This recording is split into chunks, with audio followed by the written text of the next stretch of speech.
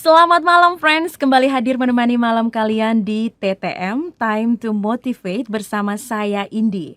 Dan malam hari ini akan sangat spesial karena Indi akan ditemani oleh seseorang yang sangat inspiratif. Seorang putra dari Nusa Tenggara Timur yang namanya sudah tidak asing lagi di dunia hukum Indonesia. Siapakah dia? Telah hadir di studio bersama kami Bapak Dr. Simon Nahak SHMH. Selamat malam Bapak. Selamat malam Mbak Indi. Mbak. Apa kabar Bapak? Baik. Baik ya. Baik, lagi sibuk apa nih Pak sekarang kegiatannya? Lagi sosialisasi diri mau maju calon DPR RI. Oke, kembali untuk membangun Nusa Tenggara Timur ya Kembali. Bapak ya. Baik Sonde baik Tanah Timur lebih baik. Baik. Dan friends, kita bakal sama-sama mengenal lebih jauh tentang apa saja yang membuat Bapak Simon bisa mencapai kesuksesan hingga sampai saat ini, di mana beliau saat ini adalah seorang ahli hukum ya Bapak ya. Iya. Kalau saya tidak salah nih dari semua artikel yang saya baca, dan yang juga aktif menjadi konsultan hukum advokat dan telah mendirikan kantor hukum yang bertempat di Pulau Bali. Betul. Wow, banyak sekali ya pencapaian yang telah Bapak lakukan. Puji Tuhan. Dan wah, puji Tuhan, betul Bapak. Dan kita akan sama-sama belajar hari ini ya friends, apa yang menjadi motivasi terbesar Bapak untuk berhasil mewujudkan cita-cita dan mimpi. Stay tune terus ya friends, hanya di Afraline Time to Motivate. We'll be back. Afraline Time to Motivate. Balik lagi bersama Indi di sini dan juga dengan tokoh inspiratif kita untuk hari ini, Bapak Dr. Simon Nahak SHMH. Perjalanan hidup seseorang memang sulit ditebak ya friends, tetapi yang jelas Tuhan memiliki rencana indah untuk perjalanan hidup setiap anak manusia yang diciptakannya. Begitu juga dengan perjalanan karir dari Bapak Simon, mulai dari pendidikan dasar hingga sampai saat ini, tentunya ada begitu banyak hal yang telah dilalui bahkan diperjuangkan untuk dapat sampai di titik ini. Dan untuk kesempatan pertama ini, Indi dan friends setia dari Afraline ingin mendengar sedikit cerita dari masa kecil Bapak sewaktu Bapak masih tinggal di Belu nih Pak. Silahkan Pak. Iya Mbak Indi, selamat malam. Selamat malam. Terima kasih, puji Tuhan malam hari ini kita bisa berkumpul dan bertemu di tempat yang indah ini. Masa kecil saya, sebetulnya masa kecil saya cukup bahagia. Cukup bahagia. Karena orang tua memang membina kami, mendidik kami dengan penuh rasa cinta kasih, sehingga memang dahsyat kasih sayang orang tua terhadap kami, dan saya cukup menikmati masa tua. Namun cita-cita saya memang masih kecil. Saya ini memang orangnya tidak tega melihat kalau sesama saya, teman saya itu diperlakukan tidak adil. Di situ saya termotivasi bagaimana satu ketika saya harus membela orang-orang yang merasa diri tertindas. Iya. Itu motivasi yang paling besar buat saya, dan itu terus ada di benak saya bahwa satu waktu saya harus menjadi seorang lawyer yang cukup punya power, cukup punya nama, dan saya harus mempunyai kemampuan untuk membela teman-teman ketika mereka diperlakukan tidak adil, terutama oleh orang-orang yang berkuasa. Iya. Nah, itu motivasi. Itu dari kecil Dari sudah. kecil sudah tertanam di kepala saya, di otak saya itu sudah punya spirit itu. Baik. Ya. Jadi dari kecil kita sudah harus mampu bisa menolong sesama, dan juga itu Bapak pakai sebagai motivasi untuk dapat berkarya ke depannya Pak ya. Betul sekali. Lalu apa yang membuat Bapak sempat mencoba untuk merantau ke Kota Kupang, ke ibu kota Provinsi Nusa Tenggara Timur, dan saya dengar-dengar mendaftar di SMA Katolik Giovanni Kupang ya Pak ya? Betul sekali. Saya latar belakang anak seorang petani, Iya. tapi suka belajar, dan masih kecil pun bermimpi untuk mencari sekolah-sekolah yang cukup punya nama. Dan saat itu sekolah yang ada di daratan timur itu yang terkenal untuk sekolah swasta, itu yang saya ingat itu hanya ada 2 sekolah. Di Atembuan namanya SMA Surya, kemudian di Kupang itu SMA Giovanni Kupang. Iya. Dan karena kebetulan saya latar belakang Katolik, kami memang sukanya seminari. Iya. Tetapi saya kemudian lebih tertarik untuk masuk Kota Kupang. Kenapa? Karena di Kota Kupang namanya ibu kota provinsi, tentu banyak kegiatan-kegiatan yang anak muda harus belajar. Benar Dan saya sekali. berpikir kalau terus di kampung, di pedesaan, itu tentu tidak akan membuat diri saya berkembang. Benar sekali. Itu. Lalu itu sempat juga pindah ya Bapak ya, kembali lagi. Nah, karena memang kesanggupan orang tua untuk biaya kami cukup banyak. Saya sebagai anak pertama, saya berpikir kalau saya tinggalkan papa mama yang tidak begitu sanggup dari sisi ekonomi, sehingga saya harus kembali untuk membantu orang tua, sehingga bisa juga membantu adik-adik. Benar. Ya. Luar biasa. Nah, Bapak juga sempat saya baca di beberapa media online yang Ya. menulis tentang Bapak. Mereka menyebutkan bahwa Bapak tidak pernah sungkan untuk mengakui Bapak adalah seorang anak kampung yang mencoba peruntungan di Kota Kupang. Benar begitu, Bapak? Saya tidak pernah menyangkal diri, Mm-mm. karena saya memang bukan siapa-siapa. Papa mama memang bukan orang yang berpendidikan. Baca Mm-mm. tulis pun orang tua saya itu tidak tahu baca tulis. Papa saya itu sebagai petani tembakau, Mm-mm. mama saya sebagai penenun, dan biaya pendidikan kami berdelapan itu sumbernya hanya dua itu. Oh. Gitu. Jadi saya tidak pernah merasa diri bahwa kita harus menyangkal orang tua kalau memang kita sudah seperti sekarang. Saya justru bersyukur bahwa dari mereka lah saya bisa tumbuh Benar dan sekali. berkembang seperti Iya, sekarang. benar sekali. Iya. Dan justru dari keterbatasan itu Bapak menjadi pribadi yang tidak pantang menyerah ya Pak ya, tidak pernah Betul. menyerah sama Iya. sekali untuk bisa mencapai cita-cita. Baik friends, masih ada banyak pertanyaan yang akan Indi langsung tanyakan kepada Bapak Simon yang tentunya akan semakin membuat friends tidak akan menyerah untuk terus belajar dan berjuang menggapai mimpi. Stay tune hanya di Afraline Time to Motivate. Balik lagi masih dengan Indi di Afraline Time to Motivate. Dan masih dengan Bapak Dr. Simon Nahak di sini yang akan terus berbagi kisah inspiratif supaya kita anak-anak muda nih friends bisa punya mental yang juga sama. Kita jangan pantang menyerah, kita tidak pernah putus asa dalam meraih semua cita-cita dan harapan kita. Nah, melanglang buana di Pulau Dewata untuk menimba ilmu dan berkarya sebagai akademisi dan praktisi telah membentuk pribadi Bapak Simon menjadi sosok yang mampu menaklukkan dirinya sendiri untuk tetap bertahan hingga menjadi salah satu putra terbaik Nusa Tenggara Timur. Nah, Bapak Simon boleh dong cerita sedikit susah senang merantau di pulau orang dan apa yang membuat Bapak tetap konsisten dengan mimpi dan cita-cita Bapak nih. Silakan Pak. Mbak Indi, terima kasih. Memang hidup ini harus menghargai. Kita harus menghargai diri kita sendiri. Kita harus mencintai diri kita sendiri. Benar. Dan kita harus mensyukuri. Apapun yang kita terima kita harus mensyukuri. Dan memang prinsip saya ora et labora, berdoa dan bekerja. Benar sekali. Karena kita bekerja tanpa doa itu juga tidak mungkin. Berdoa saja tidak bekerja itu juga tidak mungkin. Kalau mau dibilang suka duka di merantau itu memang awalnya sangat menyedihkan, Mbak. Iya Pak. Sangat menyedihkan karena saya harus tinggalkan kedua orang tua, Mm-mm. adik-adik, keluarga, teman-teman dekat. Tapi bagi saya anak NTT itu punya kemampuan yang lebih, Mm-mm. terutama soal sikap mental. Benar. Kita itu cukup tahan penderitaan Mm-mm. karena kita sudah hidup menderita, sehingga kita itu cukup kuat ketika menghadapi cobaan apapun. Dan itu saya buktikan diri saya sendiri. Saya cukup menderita sebetulnya ketika saya melanjutkan studi strata 1 sarjana hukum di Bali, karena saya tidak punya saudara, saya tidak punya Iya. siapa-siapa. Mm. Tetapi memang kuncinya adalah kita disiplin, jujur, Jujur. menjaga komunikasi dengan teman di sekitar. Kita juga tidak boleh egois, Benar. tidak boleh sombong. Kita juga harus menerima, dan harapan saya dan saran saya sebaiknya harus punya jiwa nasionalisme. Jadi kita itu dimanapun berada, Mm-mm. kita tetap menerima sesama lain sehingga mereka juga bisa menerima kita. Ya hukum yang paling dasar kan cinta kasih ya. Benar sekali. Kalau Anda mau dicintai, kita harus mencintai Mencintai. juga sesama yang lain. Dan itu kunci. Kemudian begitu sabar dan tabah. Penderitaan bagi saya itu sebetulnya ilmu. Mm-mm. Itu. Penderitaan bagi saya itu sebetulnya bekal untuk hidup. Benar. Ternyata hidup ini kan tidak hanya mau enak saja. Gitu. Ketika ada kita menelan pil pahit, bagi saya itu memberikan kekuatan tambah. Gitu.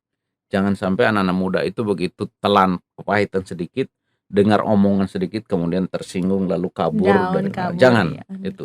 Kita harus punya tekad, harus punya prinsip yang tegar, harus kuat. Apalagi mohon maaf bukan soal agama, Tetapi yang saya yakini dengan iman saya sebagai pengikut Yesus, begitu kita lihat beliau begitu menderitanya gitu, untuk Benar. menyelamatkan sekian banyak umat di seluruh dunia, tetapi dia sabar, tabah, sampai akhirnya seorang anak tukang kayu menjadi Tuhan dan kita bisa teladani dia. Nah, kenapa kita harus cengeng ketika berhadapan dengan sedikit masalah gitu. Benar. Ya, jadi kita harus punya tekad yang kuat untuk maju. Saya kira Iya. itu yang saya perlu pesankan. Berarti kalau kita dalam zona nyaman, kita tidak akan pernah bertumbuh ya, Pak, ya? Betul sekali Mbak Indi, dan saya termasuk orang yang tidak suka nyaman, Mhm. gitu. Karena kalau kita ada pada posisi nyaman, itu akan membuat kita itu justru, tidak berkembang, gitu. Ya kita ikutikan kenapa seorang Barack Obama itu bisa menjadi presiden, Mhm. gitu. Benar. Karena dia kan hanya kampanye dia kan singkat sekali. Dia hanya katakan, "We are change," gitu. Mari kita Betul. berubah. Nah, artinya kan nyaman itu kan tidak harus membuat kita stop di situ. Pribadi saya, kalau saya mah suka nyaman, buat apa saya harus kembali ke NTT? Sebetulnya saya sudah cukup nyaman, Dek, Iya. gitu. Saya jadi lawyer cukup punya nama, Mhm. saya juga ketua program studi S2, Mhm. Magister ya. saya juga bisa memberikan kuliah sudah belasan negara, saya keliling. Tetapi bagi saya bukan soal itu. Iya. Karena kalau saya terlalu nyaman di saat sekarang, saya khawatirnya saya juga bisa terperosok. Saya juga bisa kemudian bisa jatuh. Karena titik nyaman itu tidak harus kita pertahankan. Tapi justru ketika demikian, bagaimana kita harus merubah lagi sehingga kita lalu bisa berbuat sesuatu untuk banyak masyarakat. Berkontribusi kembali Berkontribusi ya, Pak, kepada ya? masyarakat. Dan jujur barangkali karena saya tumbuh lahir dari ya perut Timor, Timur. mau tidak mau harus kembali ke pangkuan ibu untuk harus Iya, membesarkan yang lain. betul Saya sekali. tidak puas kalau diri saya sendiri besar, tapi Mhm. saya ingin membesarkan yang lain. Saya juga cukup banyak membantu anak-anak yang tidak mampu. Kami punya yayasan, kami kerjasama dengan lembaga asing, Swiss, Jepang. Wah. Kemudian kita membantu cukup banyak anak-anak. Mhm. Bahkan saya dengan keluarga lagi merancang untuk mendirikan satu perguruan tinggi. Ini tidak hanya ide, tidak cita-cita, lahan sudah ada, tapi Mhm. kita tentu harus merancang dengan Di mana, baik. Pak? Rencana di Malaka sama Kota Wow, Kupang. Nah, karena bagi saya lebih baik berbuat sesuatu daripada sama sekali tidak berbuat, benar gitu. sekali. Ya. Wow. Dan bicara soal anak muda nih ya, Pak, ya, Iya, anak muda tuh tidak jauh dari yang namanya pergaulan bebas. Nah, itu sudah jadi satu zona yang nyaman bagi iya. mereka.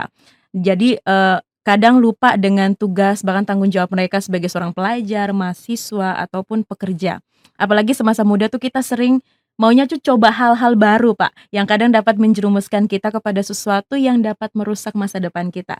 Apa tips bergaul yang benar nih, Pak, kalau dari Bapak Simon sendiri supaya pergaulan kita sebagai, orang muda itu tidak jadi halangan untuk kita bisa meraih masa depan yang gilang gemilang? Iya, Mbak Endi, kuncinya untuk orang berhasil di usia muda, itu kan dia harus banyak mengikut kegiatan positif, Positif ya, Pak, ya. itu kunci.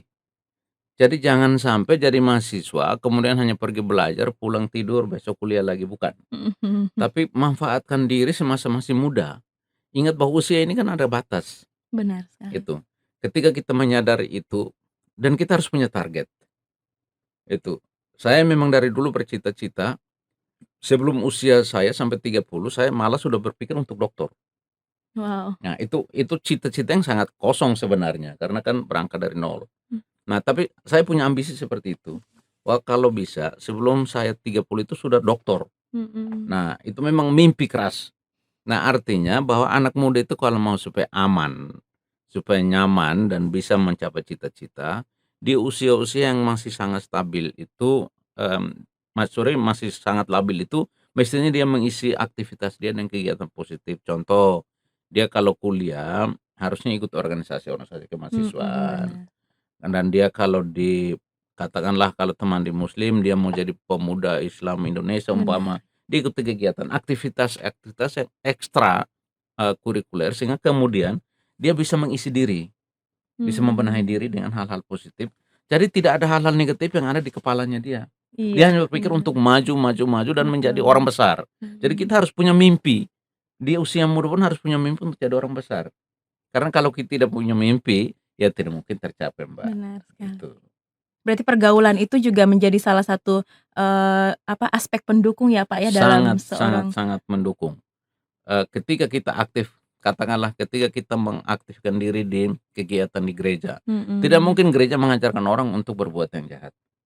Ketika kita bergaul teman-teman dengan teman-teman sesama agama lain, mereka aktif, tidak mungkin. Iya. Dan apalagi kita ikut kegiatan-kegiatan di kampus.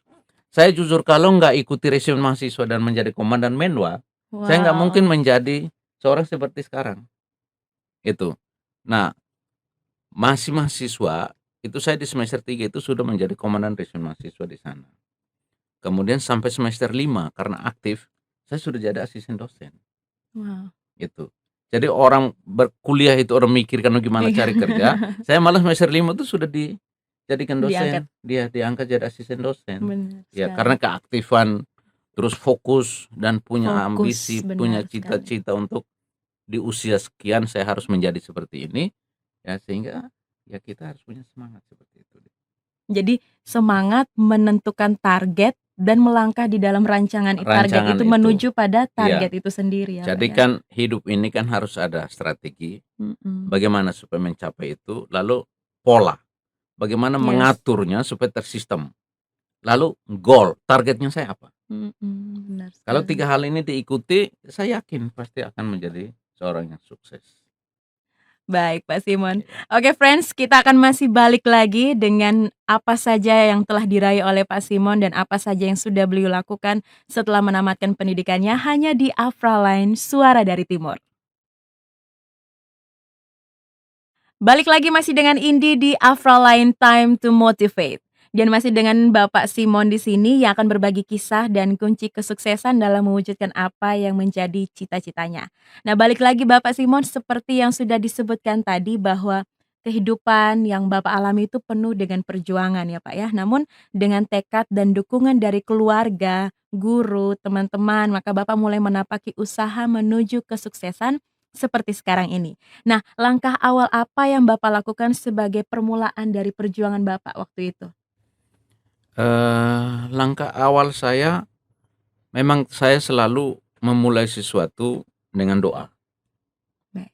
Saya selalu memohon kepada Yang Maha Kuasa, Mhm. "Tuhan, saya ingin menjadi seperti ini. Mohon bukakan jalan buat saya," dan saya punya keyakinan itu. Sehingga saya melangkah dengan memohon petunjuk, lalu saya yakini bahwa pasti itu bisa berhasil. Sepanjang tentu harus ikuti rambu-rambu. Mhm, Karena benar. kadang kan anak-anak muda ini kan merasa diri, "Wah saya hebat, saya bisa berbuat apa saja, saya juga tidak mau peduli," Benar gitu. sekali, Pak. Tapi kalau bisa jangan, kita ikuti aturan. Aturan itu kan bisa aturan menurut iman yang kita yakini, aturan hukum positif yang berlaku, atau aturan menurut hukum yang hidup dalam masyarakat, adat istiadat. Mhm. Saya masuk ke Bali itu awalnya kan saya kaget, karena mereka di sana ada kasta-kasta. Oh, shock culture Dan juga itu ya? sangat kuat, lokal Mmm. wisdom-nya mereka, Mhm kearifan lokal mhm. mereka itu sangat kuat. Tetapi kemudian saya juga jadi kaget lagi ketika mereka lalu menerima, siapapun bisa masuk ke sana. Mhm. Makanya orang Bali selalu senyum, selalu mereka welcome to Bali. Iya. Jadi siapapun kalau mau mau ke sana selalu mereka bilang, "Welcome to Bali, selamat datang di Bali." Dan nasionalisme mereka cukup tinggi, bahkan internasionalisme mereka cukup tinggi. Mmm. Sehingga tadinya saya ada khawatir, ada sedih manusiawi, Mbak Indi. Iya. Tapi lalu, setelah menyesuaikan diri, ya justru bagus bahwa tidak hanya kelompok kita saja yang bisa membesarkan kita, tapi kelompok orang lain, sesama lain juga bisa membesarkan Iya. kita. Justru lebih dahsyat, Iya ya, Pak, ya, ya. lebih dahsyat karena kita persaingannya kan sudah sangat positif, Iya, dengan gitu. orang di luar Dengan dari orang di luar, dari kampung halaman timur, kita. Iya, dari benar kampung sekali halaman gitu. benar sekali. Mhm. Dan, untuk keluar dari kampung halaman juga itu butuh pengorbanan ya Bapak ya, Iya. terpisah dari keluarga, dari orang-orang sekitar. Jadi sepertinya Bapak itu nekat sekali ya merantau, berpisah dari keluarga, bergerak dari tadi seperti kita bilang dari zona nyaman ke tanah rantau untuk mengejar mimpi. Nah, hal apa yang paling membuat Bapak rindu ketika dulu tuh 31 tahun yang lalu ya, Pak, ya. Dulu-dulu itu memutuskan untuk menimba ilmu di Pulau Dewata. Apa yang buat Bapak rindu dengan kampung halaman nih? Ya, awalnya juga memang benar Mbak Indi, saya termasuk orang yang nekat. Mhm Karena sebetulnya saya berangkat ke Bali itu, saya juga bingung, mhm. kenapa saya harus berangkat gitu. Tapi memang saya berpikir bahwa, saya harus keluar, keluar dari zona nyaman. Iya. Karena dengan orang tua sudah nyaman, tapi saya pikir saya harus keluar untuk merantau, sehingga dengan merantau banyak pengalaman bla bla bla dan akhirnya bisa meraih sukses. Tetapi, waktu berangkat itu aneh juga karena sebetulnya kan ke sana kan harus pakai pesawat. Iya. Sementara saya nggak punya uang untuk naik pesawat. Nah, Oke gimana caranya? oke. Saya memang suka, lomba pidato. Mhm.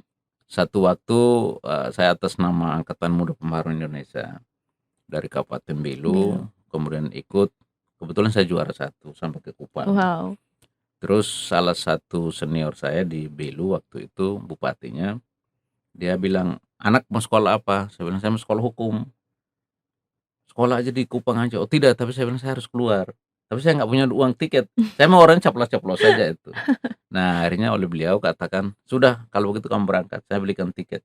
Ya saya bersyukur sekali waktu itu, karena dibantu, akhirnya Wow. saya langsung berangkat terbang ke sana dan itu motivasi karena dibantu sehingga harus bersyukur, berterima kasih dan memanfaatkan kepercayaan itu, Iya. gitu. Sepertinya memang jalannya dibukakan juga ya, Bapak, ya? Selalu karena tadi saya kata Mbak Indi, Diawali selalu dengan doa. diawali dengan doa. Benar sekali. Ya, dan kita masih akan kembali dengan bincang-bincang bersama Pak Simon di sini setelah yang satu ini tetap di Afra Line Suara dari Timur. Time to motivate dengan kisah inspiratif dari Bapak Simon akan terus menemani Friends menyemangati kalian semua sampai kita tuntas nanti di pukul 9 malam. Nah, pasca lulus dengan predikat cum laude dari kampus Warma Dewa Bali tahun 1992, Bapak Simon Nahak masih terus mengajar maksud saya di kampus alma maternya loh Friends sambil menyelam minum air. Jadi kalau dibilang Bapak Simon ini mencoba terjun ke dunia advokat pengacara ya Bapak ya, hingga akhirnya, nama beliau mulai dikenal oleh seluruh masyarakat Bali. Selama berkarir ternyata Pak Simon tidak hanya menangani klien yang berasal dari Indonesia, tapi sejumlah warga negara asing yang terjerat hukum di Bali juga menggunakan jasanya sebagai kuasa hukum. Nah, bagaimana Bapak bisa bergerak di tanah rantau sampai dapat membangun karir sedemikian rupa hingga dikenal masyarakat luas? Gitu. Ya, eee, awalnya saya memulai karir saya dengan membela seorang ibu, ketika itu ibu tuh sedang hamil, lalu dipukul, dianiaya oleh TNI Angkatan Darat waktu itu. Oknum ya, bukan tentaranya, tapi oknum, seorang oknum dan menghajar ibu itu sampai, kelihatannya sudah saya tidak terima dan saya baru selesai sarjana hukum. Lalu waktu itu, masyarakat awam ini kan tidak mau tahu kalau mau jadi lawyer itu harusnya kan harus ikut pendidikan dulu. Iya, benar. Mereka yang tahu ini sarjana Sarjana hukum, hukum itu otomatis. otomatis minta tolong aja gitu. Iya. Saya juga dengan konyol saya juga bela saja gitu. Saya bela kemudian, diminta untuk melengkapi persyaratan dibilang, "Tolong minta izin di tempat kerja," waktu itu di kampus. Jadi Mhm, saya argumentasi saya, "Ini insidentil, saya harus membela karena kasihan ibu ini, dan sayangnya kan ketika dia hamil dan harus gugur karena mhm. menghadapi kekerasan seperti itu." Lalu saya terinspirasi dari sana dan saya jujur saya harus terima kasih juga terhadap teman-teman wartawan media Mhm, online benar. maupun cetak, pada waktu itu hanya cetak. Mereka lah yang membesarkan saya, karena ini satu kasus yang sangat unik, kemudian Mhm, yang benar menangani ini sekali. belum lawyer, dia baru selesai sarjana Iya, hukum, karena hanya ingin menolong hanya ingin saja pada menolong, waktu awalnya itu. hanya ingin menolong, Mhm, ini seorang ibu, saya membayangkan bagaimana adik saya perempuan atau anak saya perempuan atau ibu saya diperlakukan seperti itu. iya, benar Nah, sekali. akhirnya saya spontan menangani dan saya bersyukur dia menang waktu itu, Wow, heeh.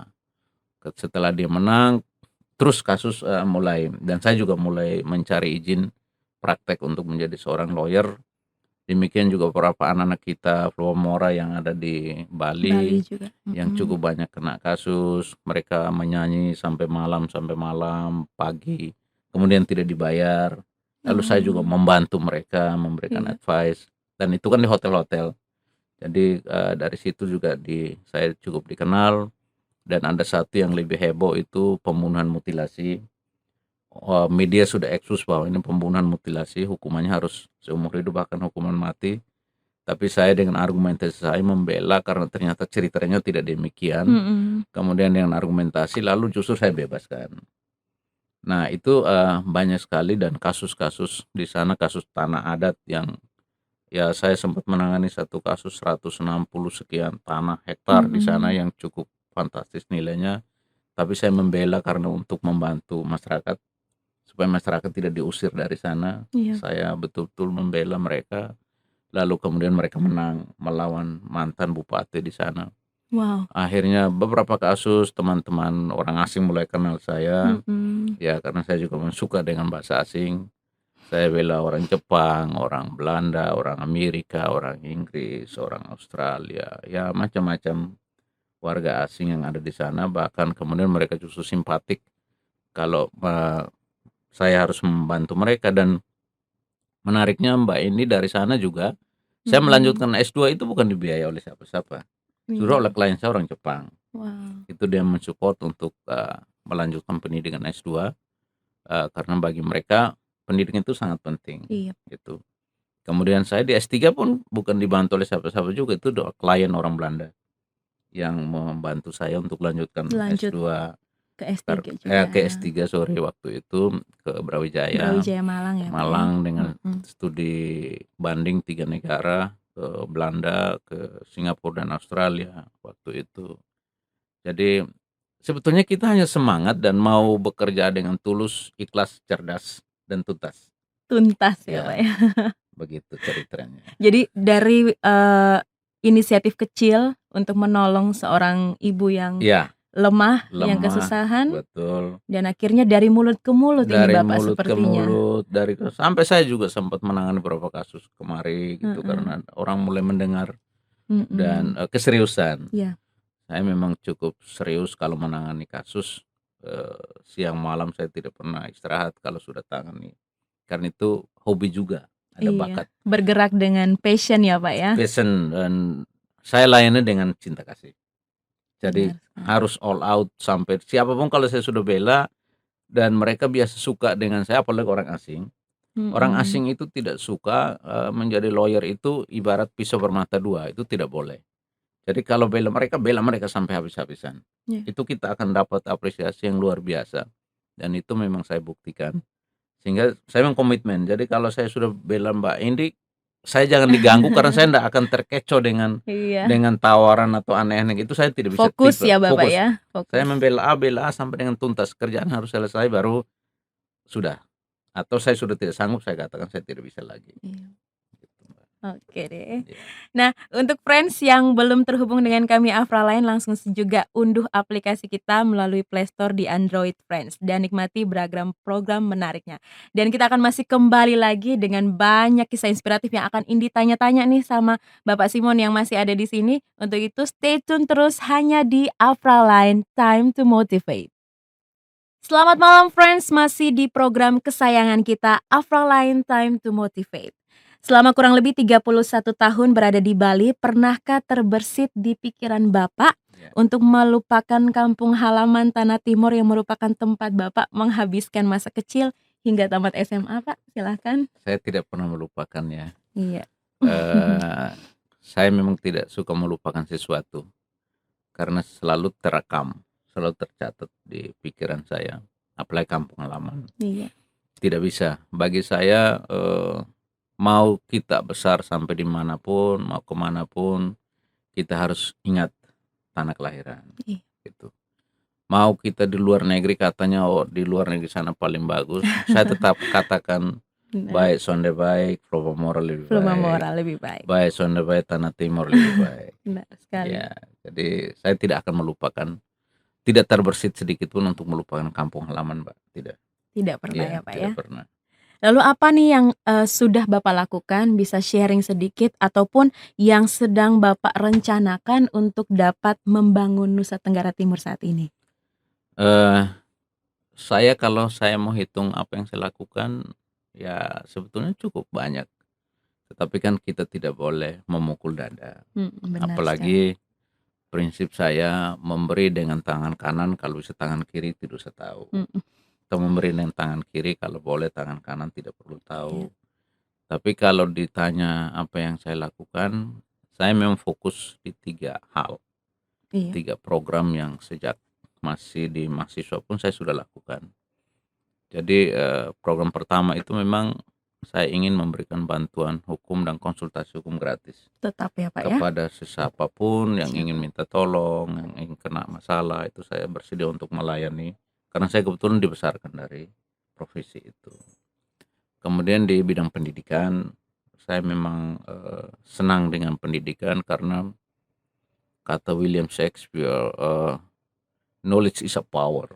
Yes, Ya, ilmu itu berkuasa, kuasa. ilmu itu otonom.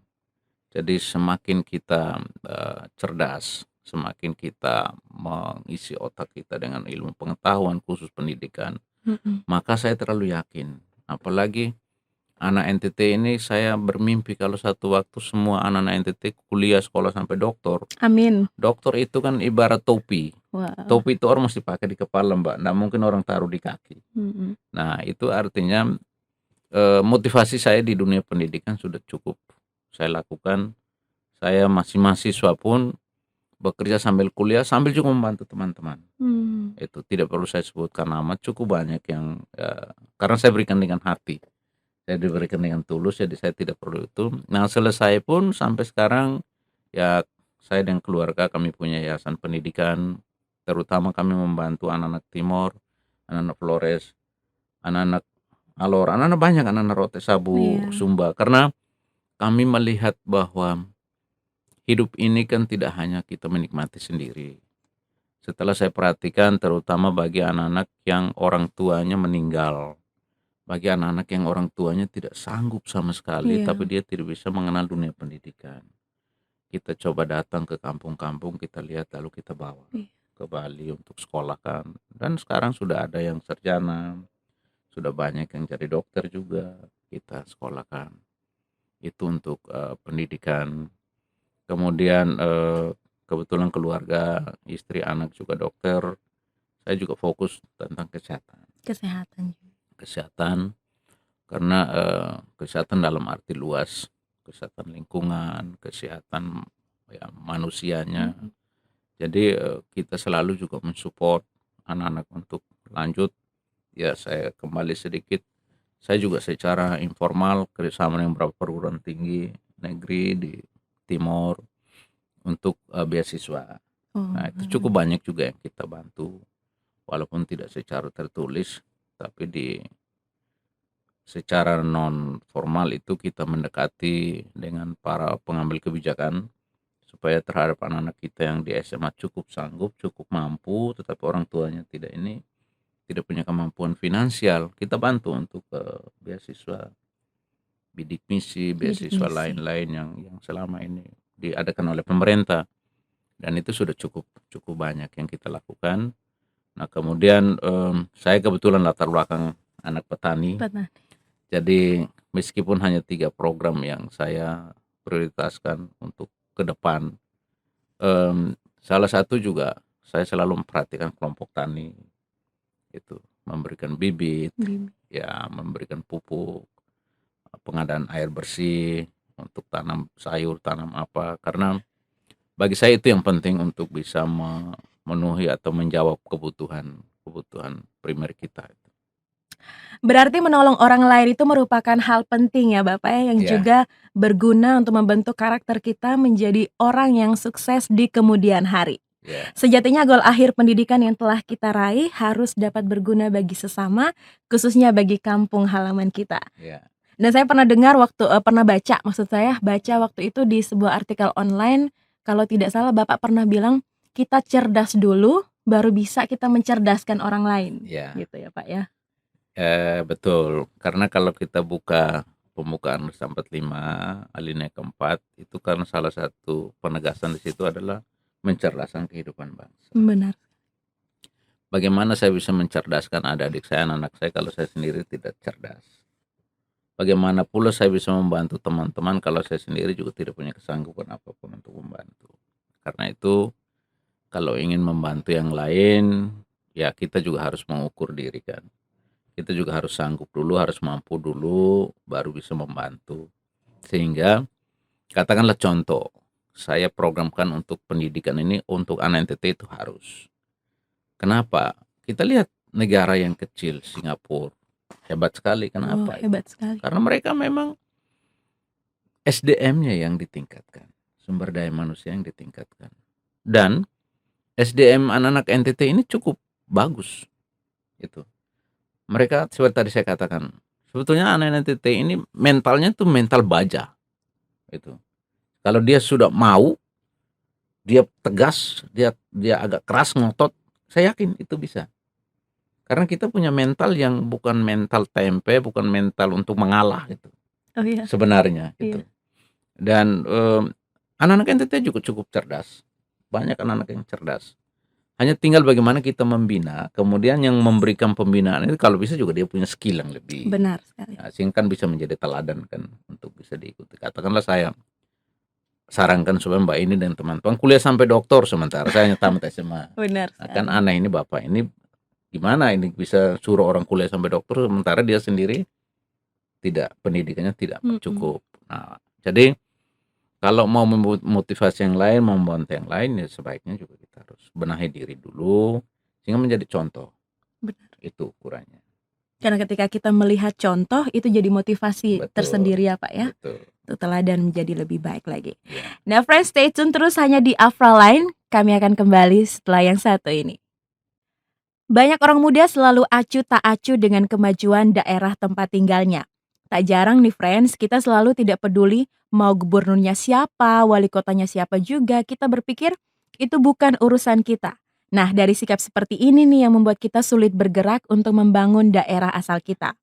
Kalau menurut Bapak Simon ya, bagaimana caranya biar orang muda saat ini tuh dapat memiliki rasa cinta terhadap kampung halamannya sendiri dan mampu membuat kita itu ingin berkontribusi dalam membangun daerah kita sendiri? Ya, merasa memiliki. Harus merasa memiliki kampung halaman sendiri, Iya. merasa memiliki desanya sendiri, merasa memiliki kabupatennya sendiri, Iya, provinsinya sendiri, pulaunya dia sendiri gitu. Jadi setelah kita kemana-mana, kita keliling kemanapun, ternyata yang paling baik itu tempat kelahiran kita. benar. Tidak ada yang lebih indah dari tempat lahir kita. Jadi harus harus merasa memiliki, harus merasa mencintai daerah kelahiran kita sendiri. Itu dulu kita tanamkan. Sehingga kemudian mau merantau sampai kapanpun, kemanapun, pasti dia akan rindu untuk kembali kampung halaman dan ingin berbuat sesuatu buat kampung halaman. Walaupun sudah Gitu. sukses di tanah orang ya Walaupun Bapak sudah ya? sukses tanah orang, jadi itu kan tidak juga menjadi ukuran ya. Artinya bagi saya, sukses di tanah orang itu kan tidak menjadi ukuran bahwa dia sukses di kampung halaman dia. Tapi Mhm. kesuksesan itu menurut saya adalah bagaimana berbuat untuk kampung halaman, Iya, bagaimana memotivasi adik-adiknya, memotivasi junior-juniornya yang kemudian mereka juga bisa besar. Jadi prinsipnya kan kita harus saling membesarkan, gitu.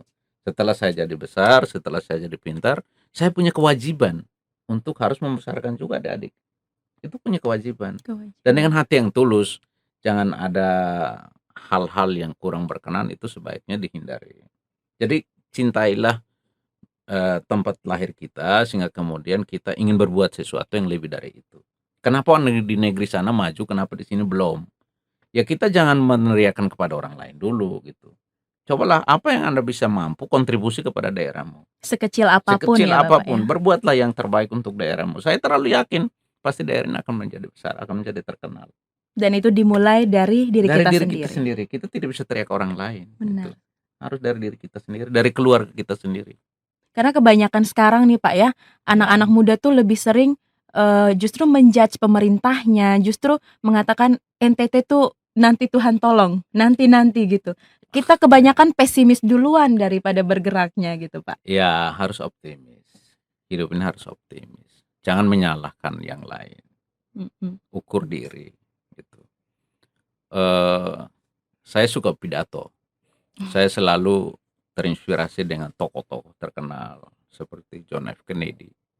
Kan beliau pernah mengatakan, "Don't ask to your country what your country do for you, Mhm. but ask to yourself what yourself do for your country. Yes. Ya. Artinya jangan terlalu meneriakan kepada Negara. negaramu apa yang negara berikan pada dirimu. Tapi bertanyalah kepada dirimu apa yang Anda berikan kepada negaramu. Nasionalisme. Nasionalisme. Yes. Jadi harus mulai dari diri kita sendiri untuk berbuat yang terbaik bagi negara, bagi daerah, bagi tempat lahir kita sendiri. Baik.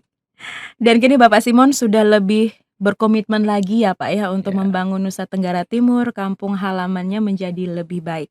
Tidak mudah karena semuanya dimulai dari sebuah tindakan kecil. Ya. Kita akan kembali lagi hanya di Afraline. Afraline Time to Motivate. Balik lagi bersama Indi di sini dan juga dengan tokoh inspiratif kita hari ini, Bapak Dr. Simona Haq SHMH. Ini kalau ngomong sudah dokter nih saya kayak agak gugup gitu Pak ya.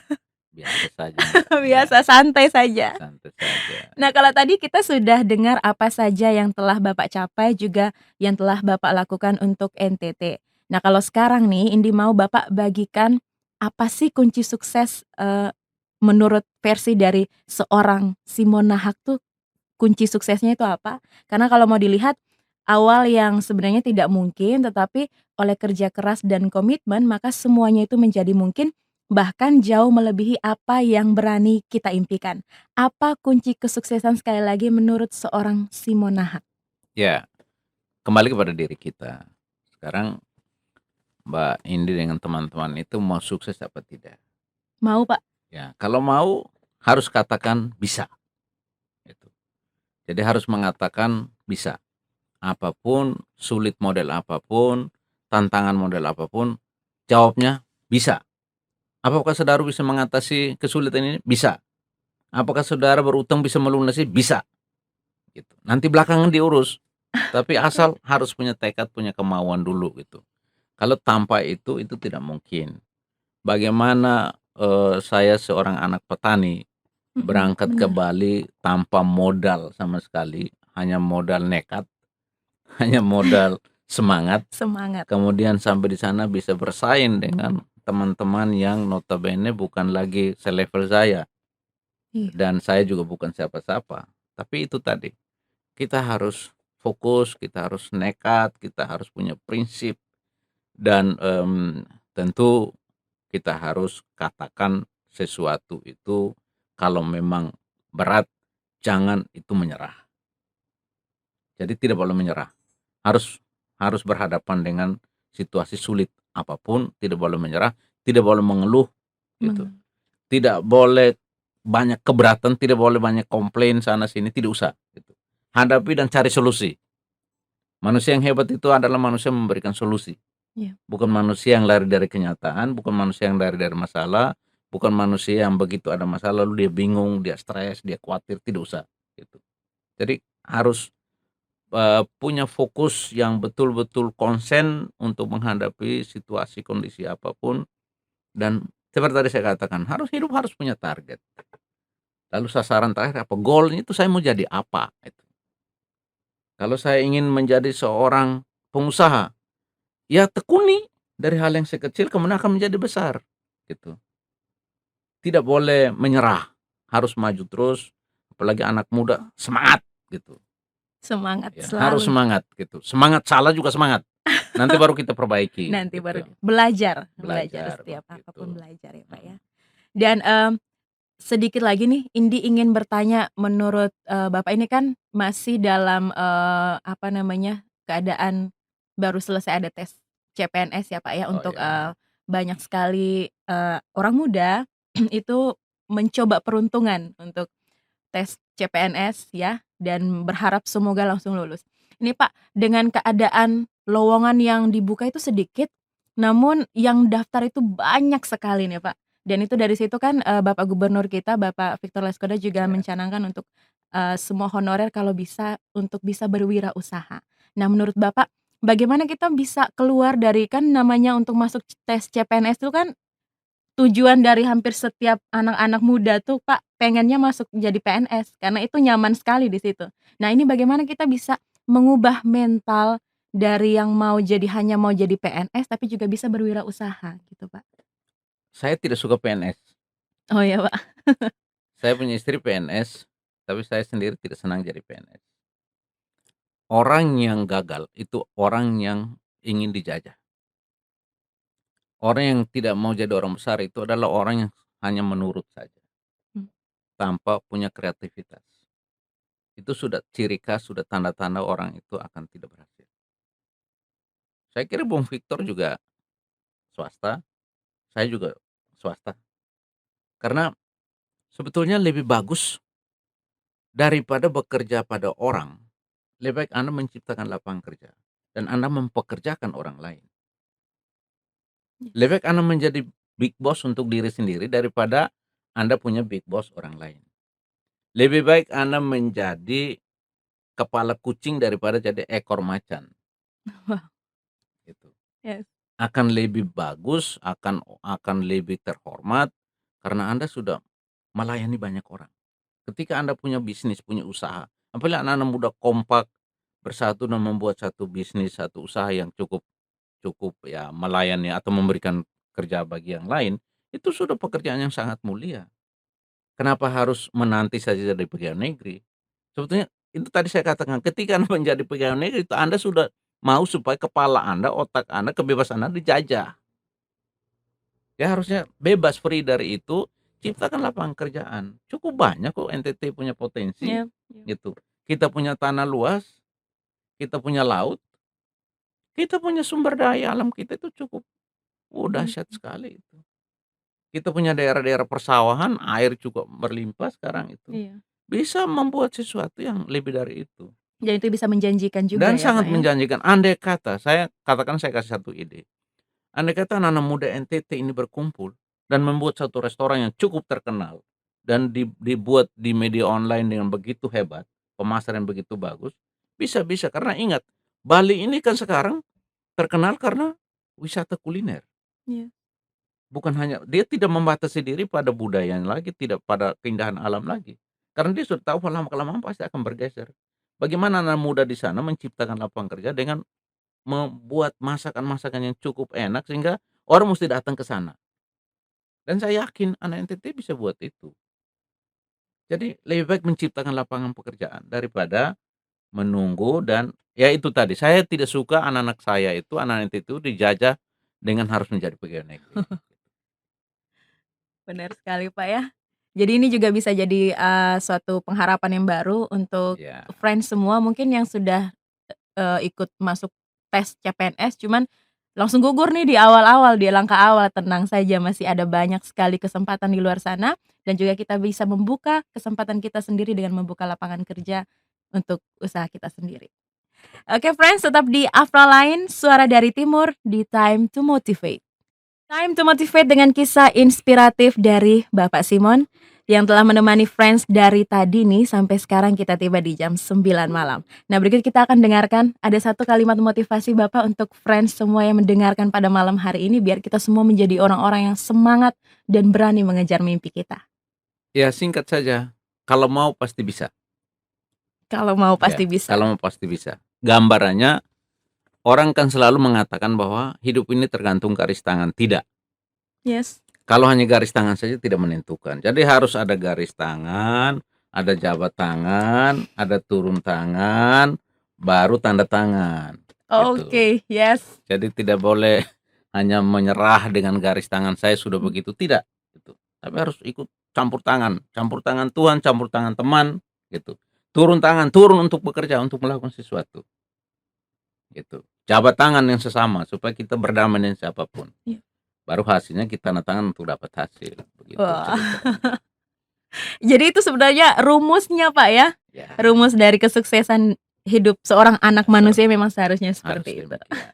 Baik, friends, saya Indi dan juga Bapak Dr. Simonahak SHMH sudah berbagi bersama kita pada malam hari ini dan kami undur diri dari ruang dengar friends semua. Tetap semangat dan tetap stay tune hanya di Afra Line Suara dari Timur. Bye.